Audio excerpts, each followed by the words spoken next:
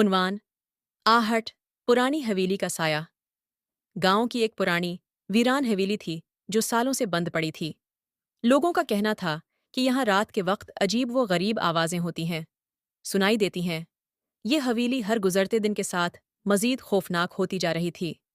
हवेली के इर्द गिर्द का इलाका मुकम्मल सुनसान था और कोई भी यहाँ आने की हिम्मत नहीं करता था। मगर गांव के नौजवान आतिफ और उसके दोस्त हवेली की हकीकत जानने के लिए बेताब थे। उन्होंने फैसला किया कि एक रात हवेली का दौरा करेंगे और सच्चाई का पता लगाएंगे। उनका इरादा था कि वो इन तमाम प्रासरार कहानियों का इख्तिताम करेंगे। आतिफ, वक़ार और फहद गांव के वो नौजवान थे जो किसी भी बात पर यकीन नहीं रखते थे जब तक खुद न देख लें। उन्होंने लोगों की बातों को अफवाह समझा और एक रात को हवेली जाने का मंसूबा बनाया। गांव के बुजुर्गों ने उन्हें रोकने की कोशिश की, मगर वो तीनों किसी की बात सुनने को तैयार न थे। उनके ज़हन में ये था कि सब कुछ महज किस्से कहानियां हैं और उनमें कोई हकीकत नहीं। रात का वक्त था।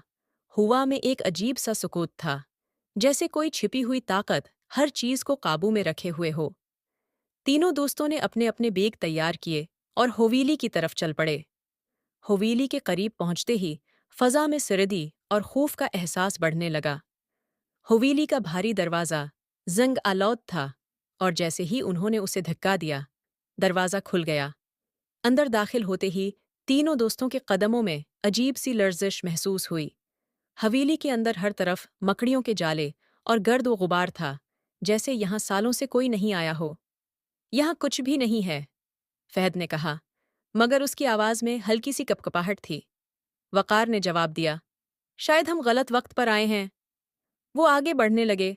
हर कदम के साथ हवेली का माहौल और भी खौफनाक होता जा रहा था। कमरे वीरान थे, फर्नीचर टूटा फूटा था और दरवाजे बंद थे। फिर अचानक एक जोरदार दस्तक की आवाज़ आई, जैसे कोई दरवाज़ा पीट रहा हो। तीनों दोस्त रख गए और एक दूसरे की तरफ खौफजदा नज़रों से देखने लगे। ये क्या था? आतिफ ने धीमी आवाज़ में पूछा। दस्तक की आवाज़ दोबारा हुई, आई, इस बार और भी जोर से। क्या कोई और यहाँ है? फहद ने पूछा, मगर कोई जवाब न आया। तीनों ने आगे बढ़ने का फैसला किया और इस दरवाजे की तरफ जाने लगे जहां से आवाज़ आ रही थी। जैसे ही वो दरवाजे के करीब पहुंचे, दरवाज़ा खुद ब खुद खुल गया।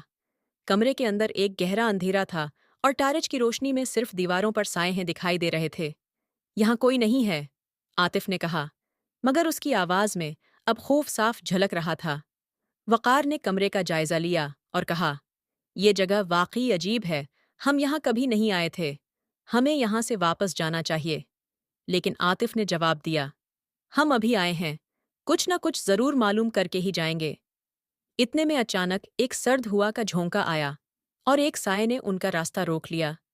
ये साया किसी इंसान जैसा लगता था, मगर उसका चेहरा दिखाई नहीं दे रहा था। तीनों दोस्तों के दिलों की धड़कनें तेज हो गईं। ये क्या है? फहद ने घबरा कर कहा।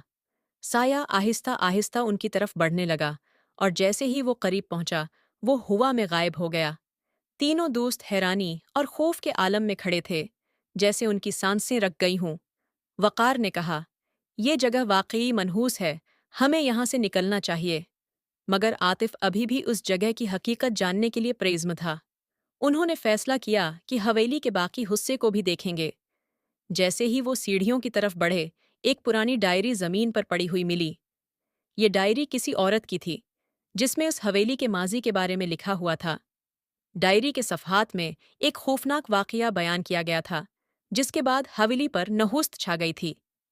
कहा जाता था कि इस हवेली में रहने वाले एक ख़ानदान को किसी ने कत्ल कर दिया था और उनकी रूहें अब यहाँ भटकती हैं।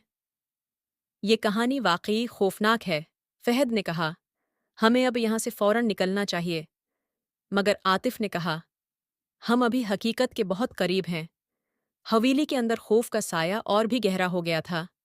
हर कोने से अजीब आवाज़ें आ रही थीं, जैसे कोई उनका पीछा कर रहा हो। जैसे ही वो आखिरी कमरे की तरफ बढ़े, दरवाज़ा ज़ोर से बंद हो गया। अब वो तीनों हवेली के अंदर कैद हैं हो चुके थे। यहाँ से निकलने का कोई रास्ता नहीं है। वक़ार ने कहा, हम फंस गए हैं। इतने में दोबारा वही दस्तक की आवाज़ आई, मगर इस बार ये बहुत करीब से आई थी। कौन है? आतिफ ने ज़ोर से पुकारा, मगर कोई जवाब नहीं आया। कमरे में अचानक सर्दी बढ़ने लगी और एक प्रसरार साया फिर से नमूदार हुआ। ये तुम्हारी आखिरी रात है, एक धीमी मगर खौफनाक आवाज आई। हवेली की नहुसत ने इन तीनों को घेर लिया था। उन्हें एहसास हुआ कि वो किसी बड़ी मुसीबत हैं में फिनिस चुके हैं। डायरी में लिखी लांत हकीकत में बदल चुकी थी और अब उनकी जान खतरे में थी। उन्होंने दरवाज़ा तोड़ने की कोशिश की, मगर हर दरवाज़ा जैसे जकड़ दिया गया था। फिर अचानक वक़ार की आंखें बंद हो गईं और वो ज़मीन पर गिर पड़ा। आतिफ और फहद ने उसे उठाने की कोशिश की, मगर वो बेहोश हो चुका था। हवेली के अंधेरे में अब उनका कोई बचाव नजर नहीं आ रहा था। आतिफ और फहद ने फैसला किया कि वो किसी न किसी तरह वक़ार को बचाने की कोशिश करेंगे। उन्होंने उस कमरे से निकलने के लिए मुख्तलिफ दरवाज़ों की तरफ भागना शुरू किया। अचानक एक दरवाज़ा खुला और रोशनी की एक किरण अंदर आई।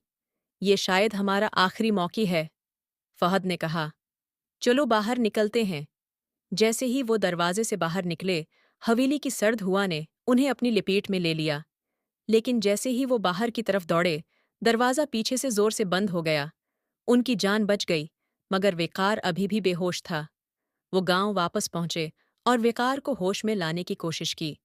ये कहानी हमें ये सिखाती है कि बाज़ जगहें और चीज़ें ऐसी होती हैं जिनके बारे में जानने की ज़रूरत नहीं होती। हर चीज़ की हकीकत जानना ज़रूरी नहीं होता। बाज़ राज हमेशा राज ही रहने चाहें। इंसान को अपनी हद में रहकर ज़िंदगी गुजारनी चाहिए और गैर ज़रूरी महम जुई से बचना चाहिए। हकीकी ज़िंदगी में बाज़ औक़ात प्रसरार चीज़ों को नज़रअंदाज करना ही बेहतर होता है।